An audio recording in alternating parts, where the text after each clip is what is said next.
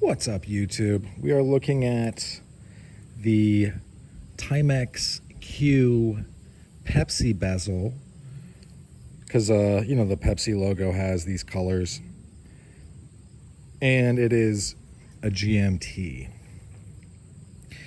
So first and foremost, this is like a $200 watch. I got it for $100 off of eBay.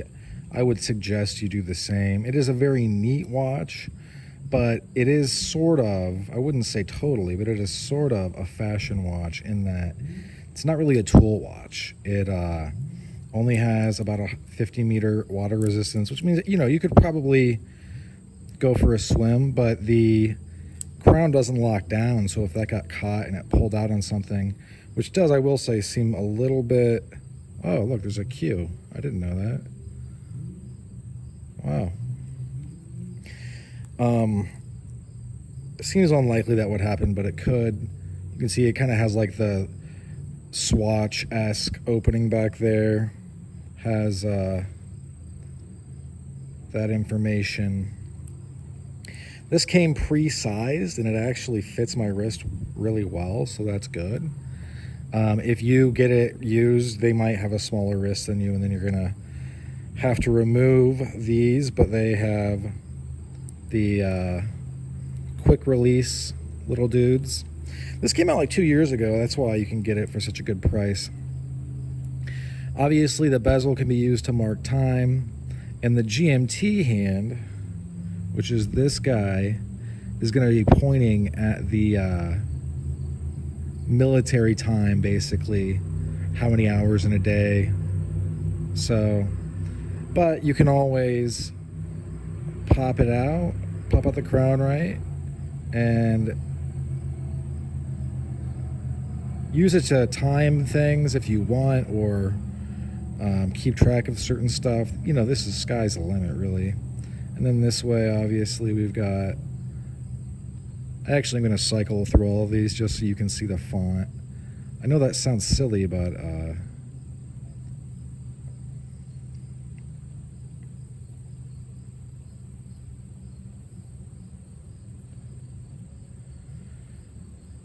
and I've heard this, and I think it is, oh gosh, why? This is how quick you can do it. It doesn't take a long time.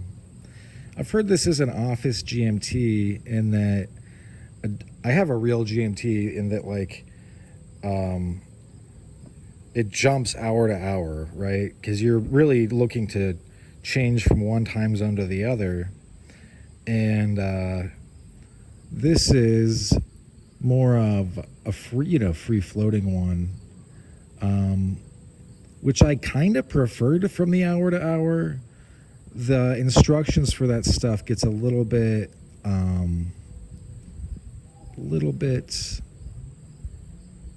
me see, hang on, 13, 14, 15, 16 we're coming up on. Using those things get a little bit difficult at times. I'm not going to adjust the time because the time is set and I don't want to have to reset it. The bracelet isn't bad at all. I tried the original bracelet on the first Q. You know, I had it on the channel, Timex Q, and it did pull a lot of my hairs, but this one is very nice. What this doesn't really have is good lume, although if you hit it with a flashlight, like say you're out somewhere, let's say you're fishing, you hit it with a flashlight, meaning like this. I'll just go ahead. You're like, oh, I gotta see the time. And so you hit it with a flashlight, and you're like, oh, what time is it?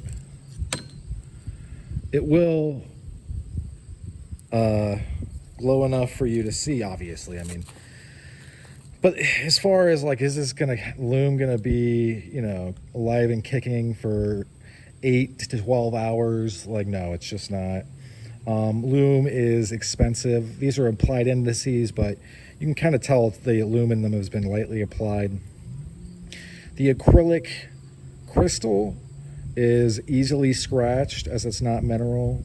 However, this bezel does do a good job of protecting it, and if you have any experience with watches with acrylic crystals like the Vostoks or their Comanche or whatever it's called, you know, you can get some poly watch and buff it out.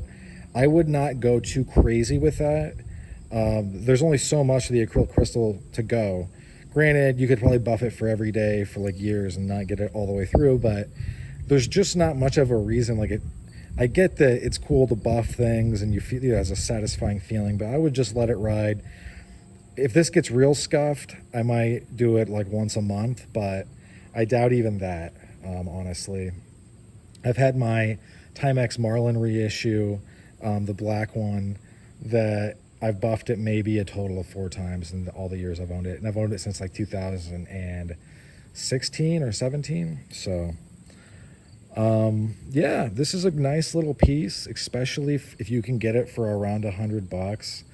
It's a neat, you know, I would say it kind of straddles the line between fashion watch and a watch that is capable enough to be used as a tool. I'm wearing it regardless. I'm going to wear it doing whatever I want. If I happen to take a swim and I got it on, we'll see what happens to it. I'm sure it'll be fine though. And I've yet to open this up and look, but when I do eventually, I'm going to use this caliper thingy and I'll find out exactly, all right, I'm way out of the viewfinder, exactly how big this is, find the biggest replacement I can, the thickest, grease it up with silicone lube, slap it back in there, crank this thing down. And I don't think that'll give it any more water resistance.